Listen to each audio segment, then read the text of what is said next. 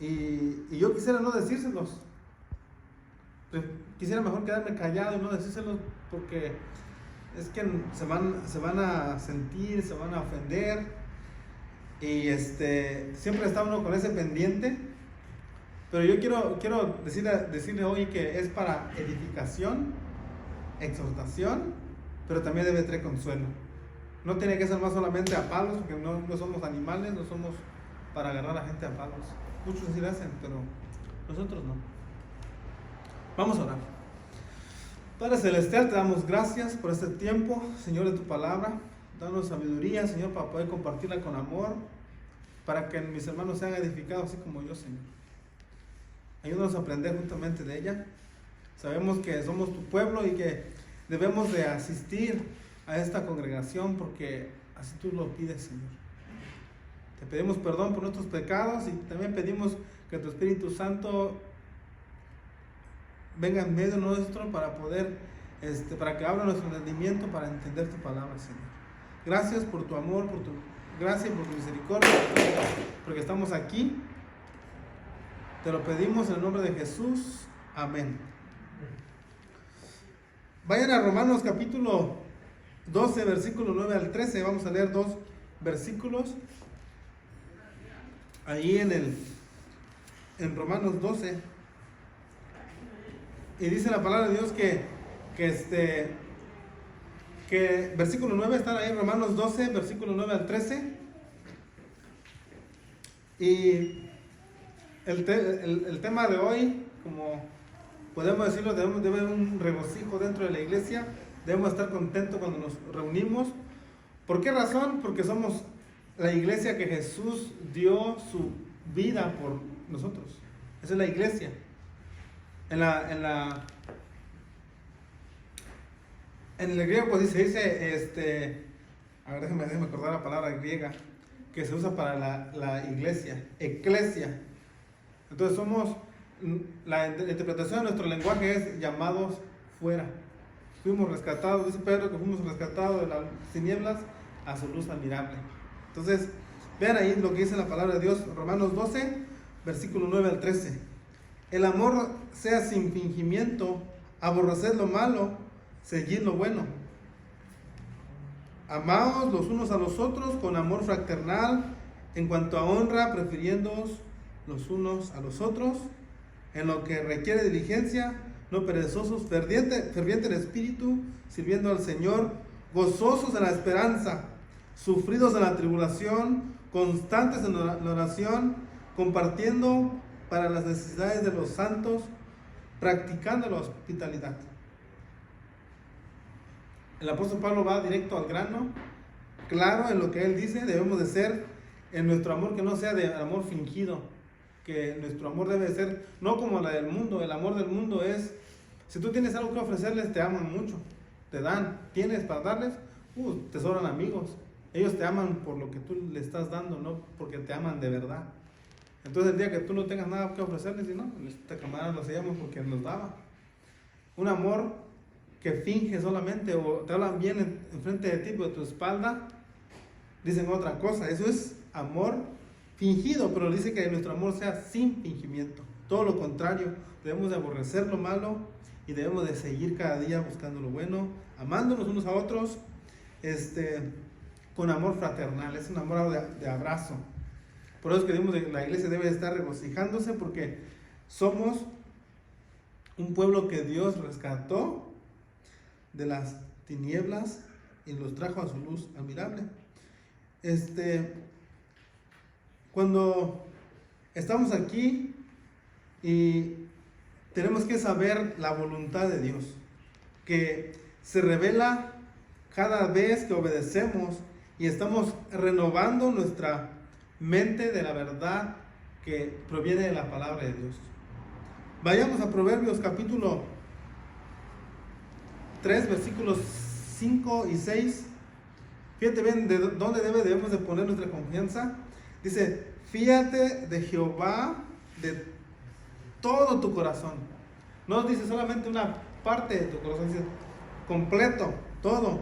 No te apoyes en ti mismo, en otras palabras, no te apoyes en tu propia prudencia. Dice, reconócelo en todos tus caminos y Él enderezará tus veredas. Vamos poco a poquito llegando a ser perfecto como Jesús. Tenemos fallas, cometemos errores, pero seguimos cada día más haciéndonos, Dios está enderezando nuestros caminos. Romanos 12 del 1 al 2. Dice, así que hermanos, dice Pablo, os ruego por la misericordia de Dios. Hermanos, les suplico que presentéis vuestros cuerpos en sacrificio vivo. Eso es lo que hacemos en la iglesia. Presentamos, más bien, eso es lo que hizo el Señor Jesús, que entregó su propio cuerpo en sacrificio vivo. Y dice Jesús también, ustedes también hagan lo mismo, que presentéis vuestros cuerpos en sacrificio vivo, santo, agradable a Dios, que es vuestro culto racional. Dice Pablo, no se conformen a este siglo, no se amolden en este siglo. Este siglo dice, no, pues está mejor esto que aquello. Y a veces seguimos las corrientes de este mundo. Pero dice Pablo, no se conformen a este siglo, sino que transformaos por medio de la renovación de vuestro entendimiento, para que comprobáis cuál sea la buena voluntad de Dios. Y dice, agradable y es perfecta. Tenemos que, yo sé que dicen, no, pero es que ya no debe ser por obras ahora, tiene que ser la gracia, pero sí tenemos que hacer. Está pidiendo que aquí tenemos que hacer, que debemos de transformar nuestra mente y ir renovando nuestro entendimiento cada día más, para que entonces podamos conocer cuál es la voluntad de Dios. De otra manera no podemos saber cuál es la voluntad de Dios, y sabemos que es perfecta y sabemos que es buena para nosotros. Primera carta de Tesalonicenses 5, vamos a leer versículo 15 al 18. Y si tienen una pregunta, me pueden decir que es una pregunta. Yo puedo detener y contestar sus preguntas si tienen alguna pregunta. Fíjense bien, dice, mirad que ninguno pague a otro mal por mal. Ese es el cuidado de la iglesia, el cuidado de la iglesia, el tener cuidado de sus miembros, o el Señor mismo está cuidando de su rebaño, que entre nosotros no haya problemas, ¿no? Y si hay, pues hay que resolverlas. Antes bien, seguir siempre lo bueno, unos para con otros y para todos, y dice, y para con todos. O sea que todos debemos estar en la misma armonía. ¿Qué dice el versículo 16? Dice, estad siempre contentos. Cuando estamos en la iglesia estamos bien contentos porque estamos ante la presencia de Dios. El domingo, no solamente el domingo, pero tenemos que tener en cuenta que todo el tiempo es el día del Señor, no más el domingo, hermanos. Porque algunos se enfatizan mucho que el domingo, otros que el sábado, pero al final de cuentas, todo el día es el día del Señor. Todo el tiempo es todo el tiempo. Versículo 17 dice, orad sin cesar. Debemos de estar también siempre orando. Y también dice, dad gracias en todo, porque esta es la voluntad de Dios para con vosotros en Cristo Jesús. Tenemos la bendición de poder estar cerca de Dios, de Jesús, y darle gracias. Entonces necesitamos, como este domingo, ahorita voy a hablar de eso. También necesitamos unirnos a la celebración del Evangelio a través del bautismo. Romanos 6:4. Tenemos que estar ahí presentes cuando alguien se bautiza y debe darnos alegría porque una persona está añadiéndose a la iglesia, está obedeciendo a Jesús, y vemos que hay regocijo en el cielo cuando un pecador se arrepiente y obedece al Señor y se bautiza. Un claro ejemplo que vemos cuando Jesús se bautiza, la voz del Padre le dice desde el cielo, este es mi Hijo amado, en cual tengo complacencia, ¿no? Dice Romanos 6:4, dice, porque somos sepultados juntamente con Él para muerte por el bautismo. Eso quiere decir que fuimos muerto, de una manera representa el bautismo como el muerto, estar muerto, pero al mismo tiempo ser resucitado. Cuando te meten al agua, te levantas, entonces eso es estar sepultado así como Jesús por medio del bautismo, a fin de que como Cristo resucitó de los muertos para gloria del Padre, así también nosotros andemos en vida nueva. Eso es lo que la iglesia hace. Mateo 28:19 dice que por tanto id y haced discípulos a todas las naciones, bautizándoles en el nombre del Padre, del Hijo y del Espíritu Santo. Ese es el mandato que tiene la iglesia. Y es una de las ordenanzas que hay dentro de la iglesia que hacemos, ¿verdad? Una de las cosas también que es muy importante es la cena del Señor, el domingo en la iglesia. Por eso estamos hablando de todo el tema de la iglesia, tiene que ver con la iglesia, con lo que la iglesia hace, la ceremonia que la iglesia hace durante el domingo. Entonces cuando no vamos a la iglesia nos perdemos la participación de participar de la cena del Señor, que es que a través de la historia el apóstol Pablo lo dijo y tiene que ver con la celebración de la obra de Jesús y su reino venidero. Entonces dice en Corintios 11, versículo 23 al 26, dice el apóstol Pablo, porque yo recibí del Señor lo que también, estamos en 1 Corintios 11, versículo 23 al 26. Dice el apóstol Pablo, porque yo recibí del Señor lo que también os he enseñado. Es una orden de Jesús, que el Señor Jesús, la noche que fue entregado, tomó pan y habiendo dado gracias, lo partió, dijo: tomad, comed, esto es mi cuerpo, que por vosotros es partido, haced esto en memoria de mí. Asimismo también tomó la copa después de haber cenado, diciendo: esta copa es el nuevo pacto en mi sangre, haced esto, dice, todas las veces que la bebieres en memoria de mí. Ahí vemos una clara enseñanza de que el apóstol Pablo nos dice. Y entonces, hermanos, hoy el pastor va a venir, va a impartir la cena y vamos a cenar juntos. Entonces dice aquí, versículo 26, así pues, todas las veces que comieres este pan y bebieres esta copa, la muerte del Señor anunciáis hasta que Él venga.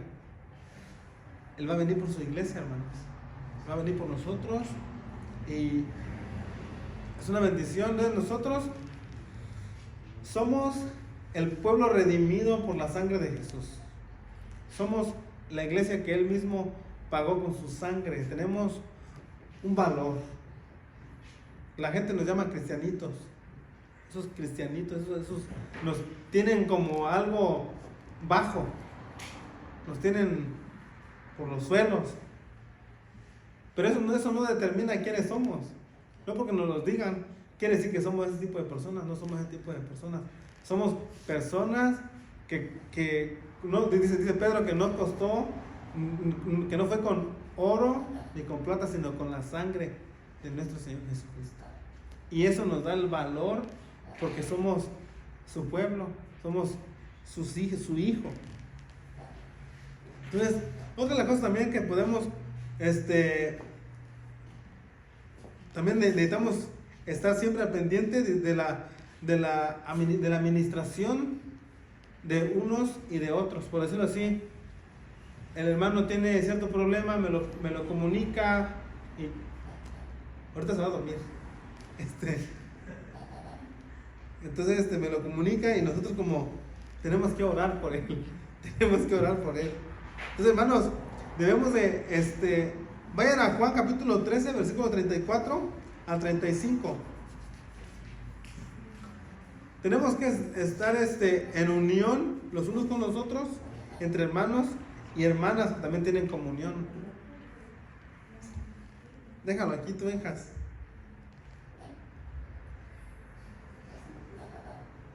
Entonces, estamos ahí en Juan 13, versículo 34 al 35. Dice, un mandamiento nuevo os doy. ¿Cuál es ese mandamiento nuevo? A ver. Que os améis unos a otros. Dice, como yo.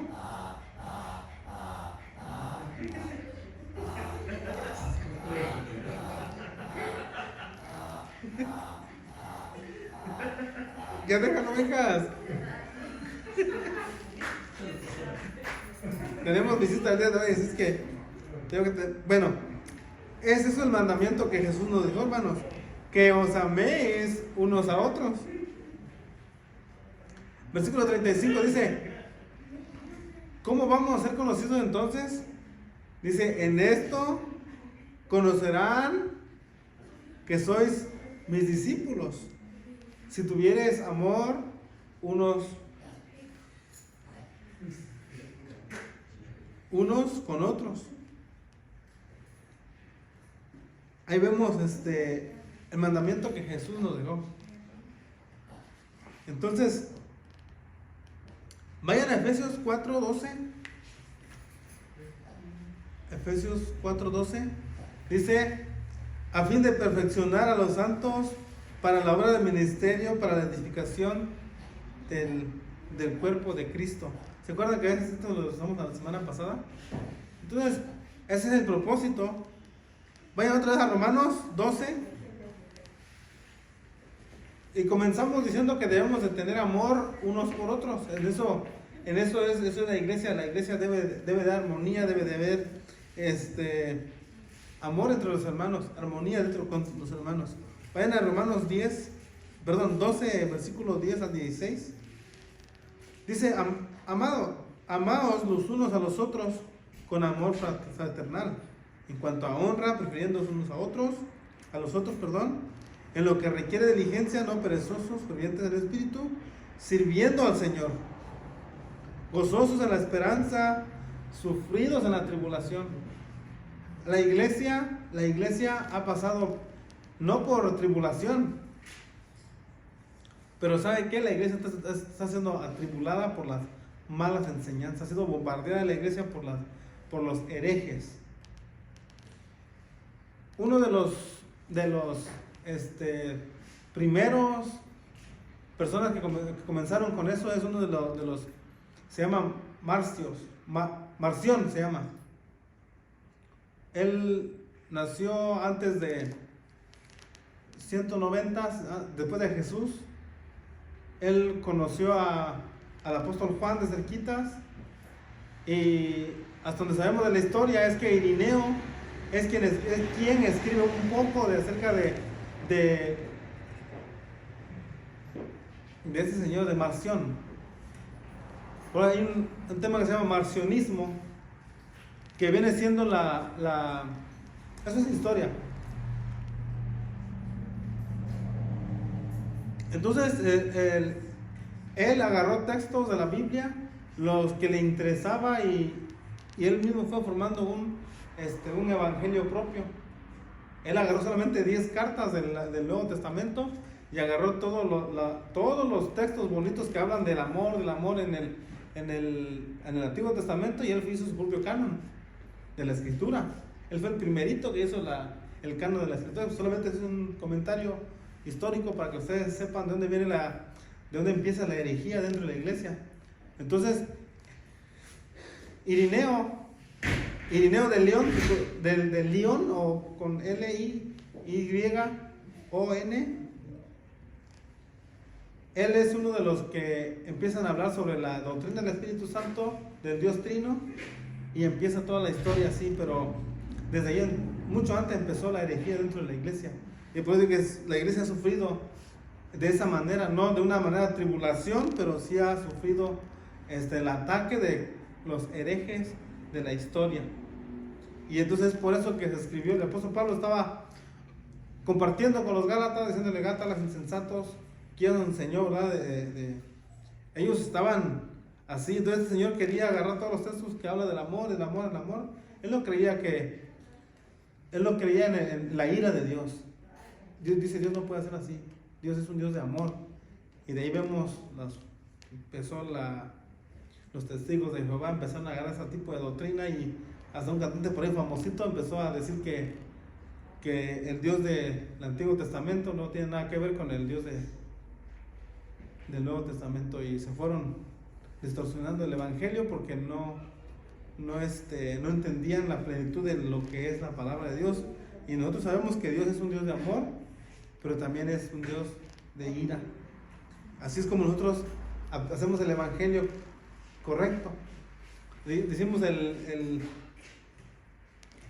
esa manera estamos haciéndolo. Por eso yo digo que la iglesia no ha pasado por tribulación, pero sí ha pasado por el ataque de la herejía. Entonces dice que sufridos en la tribulación, constantes en la oración, compartiendo para la necesidad de los santos, practicando la hospitalidad. Dice: bendecid a los que os persiguen, bendecid y no maldigáis. Gozaos con los que lloran, llorad con los que lloran. Unánime entre vosotros, no altivos, sino asociándoos con los humildes. No seáis sabios en vuestra propia opinión. Esa es la iglesia, ese es el consejo que nos da la iglesia, como para los hermanos que están en la iglesia. Y hay un montón de cosas que decir, ¿no? Colosenses capítulo 3. Vayan a Colosenses capítulo 3.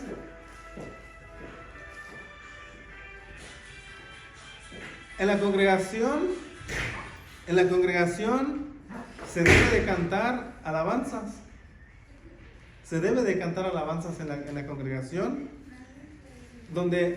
porque Jesús mismo se presenta en medio de la alabanza. Dice que el Señor habita en la alabanza de su pueblo.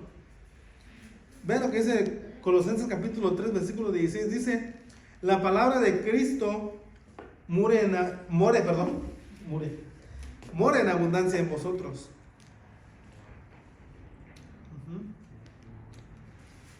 Enseñándoos y exhortándoos unos con otros en toda sabiduría, cantando con acción de gracias, dice, en vuestros corazones al Señor con salmos y cánticos espirituales. Eso es lo que se hace en una iglesia los domingos. No es que digamos que la alabanza es algo primordial, pero es parte de lo que se hace el domingo. Entonces, ahora sí que hay muchos puntos de vista, que unos dicen debe ser no más solamente piano, otros dicen que debe ser con guitarra, otros deben de ser que solamente voces. Son cosas que no afectan la salvación. Reconocemos que Jesús es el único el que salva, y recordemos que Jesús, si no es Jesús, no se puede negociar, digamos, no es negociable. Entonces, hermanos, tenemos que esforzarnos cada vez más y seguir. Yo sé que es una lucha, pero vayan a Efesios, vamos a leer ahí unos cuantos versículos ahí. Entonces, cuando Efesios 2:11, vean lo que dice: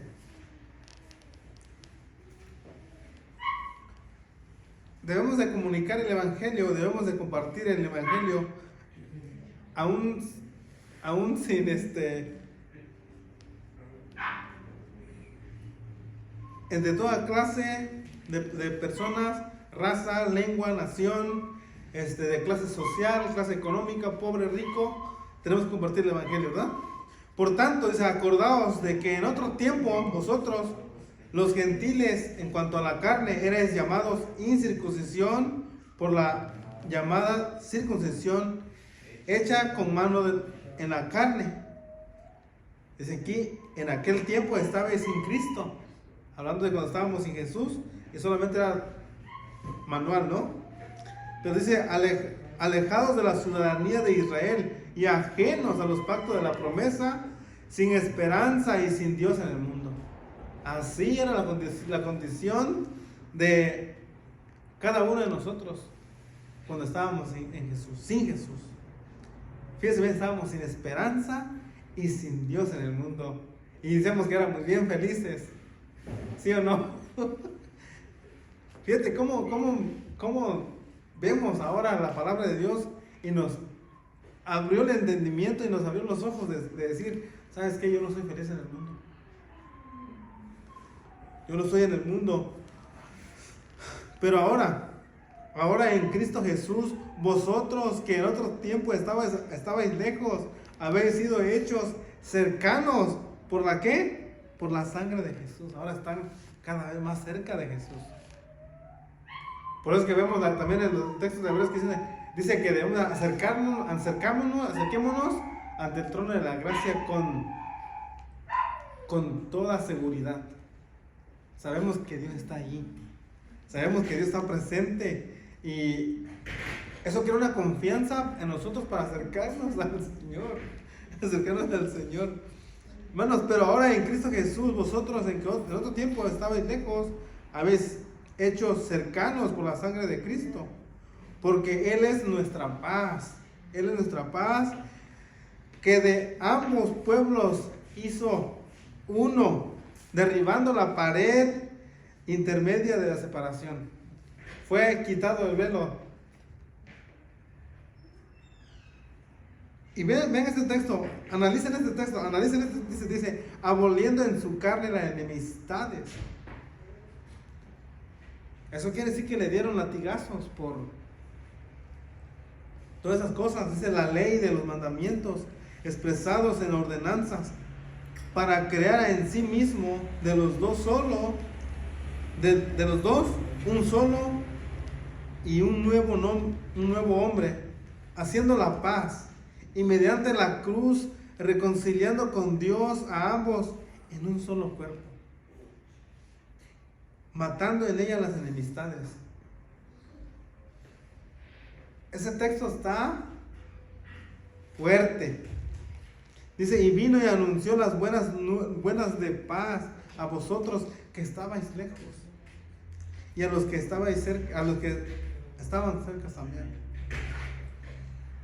Porque por medio de Él, los unos y los otros, tenemos entrada por un mismo espíritu al Padre. Ya no hay, dice Pablo, ya no hay diferencias, y ahora si es griego o es judío, somos un solo cuerpo. Ahí donde muchos se fueron al otro extremo, dijeron, ok, aunque debemos de hacer una hermenéutica, la hermenéutica llamada, ¿cuál es la palabra que debemos hacer aquí?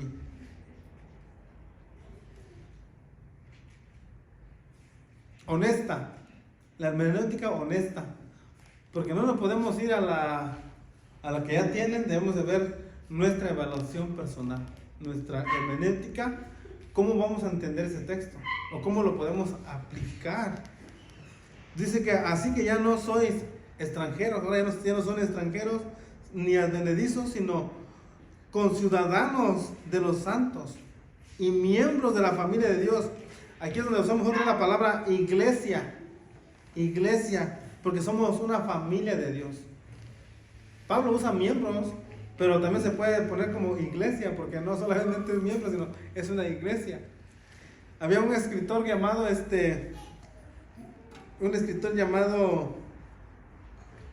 San Agustín, que describió a la iglesia como una iglesia invisible. ¿Cuál es la iglesia invisible? ¿Cómo se puede definir esa iglesia invisible? Pues él lo puso de esta manera y dijo: la iglesia invisible es que tú me digas a mí que tú eres cristiano y yo te creo,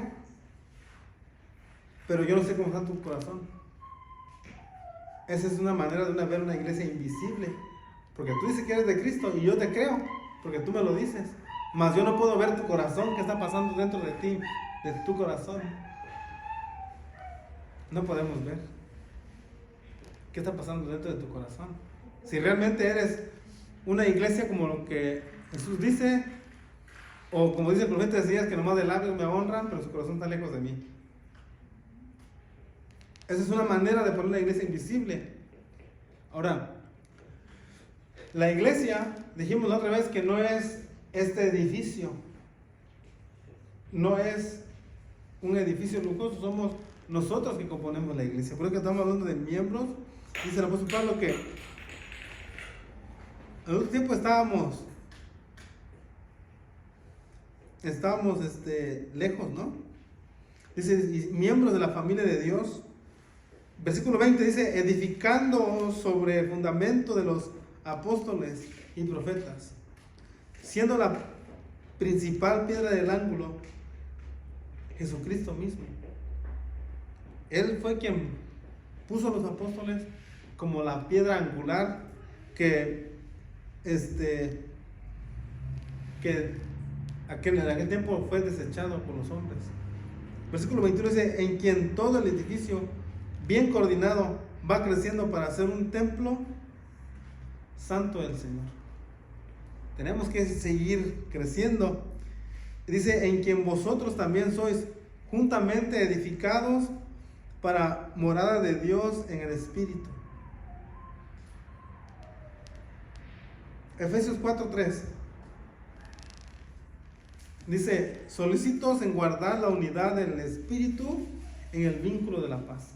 Solícitos en guardar la unidad del Espíritu. Y vean que no está en el Espíritu con E minúscula, está con mayúscula, hablando del Espíritu Santo de Dios.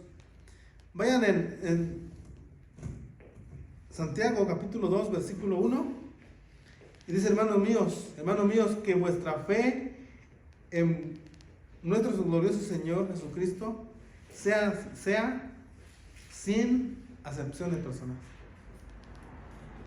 No podemos decir, sí quiero que esté en mi congregación, no quiero porque además no da nada, no.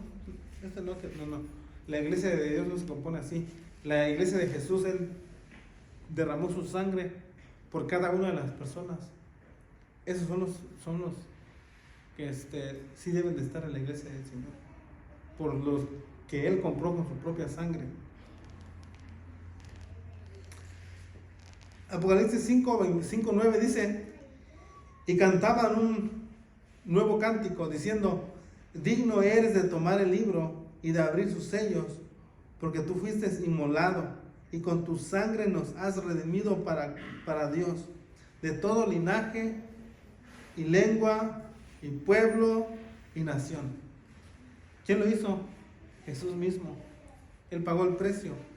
Y por eso tenemos el derecho de decir que somos la iglesia de Jesús. No porque nosotros lo hayamos querido, sino porque Él quiso que nosotros seamos parte de su iglesia. Tenemos la responsabilidad de hablar la verdad en amor con otros creyentes que no creen o practican una doctrina que no son bíblicas. Tenemos que hacerlo. Tenemos la responsabilidad de hacerlo, aunque a veces a ellos no les guste. Pero la iglesia tenemos la autoridad para poder enseñarles lo que la Biblia dice.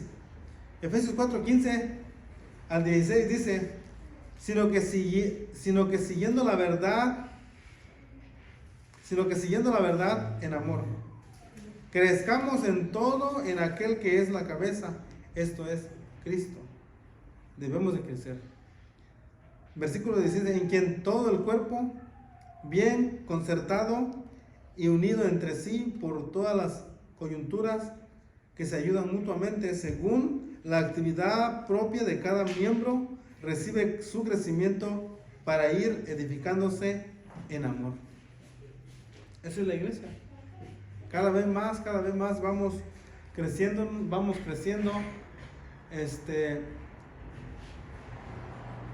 en amor. Entonces dice que tenemos que estar gozosos en el pueblo. Cuando somos un pueblo reunido, debemos de estar gozosos. Vean lo que dice en Sofonías 3:17, dice, Jehová está en medio de ti, poderoso, Él salvará, se gozará sobre ti con alegría, callará de su amor, perdón, de amor, se regocijará sobre ti con cántico.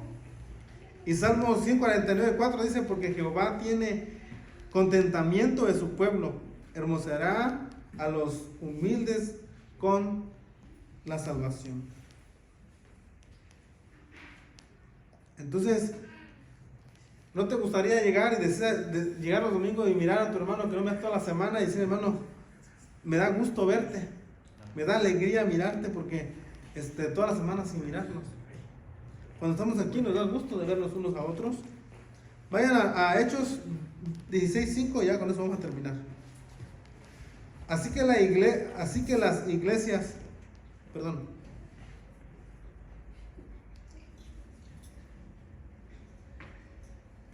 Dice el texto, así que las iglesias eran confirmadas en la fe y aumentaban en número cada día.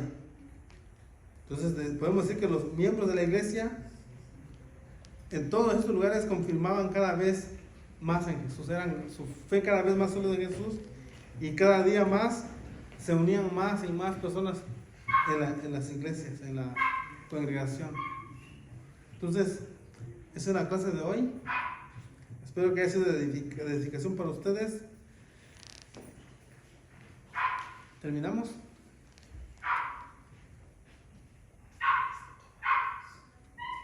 ¿Listo, pastor?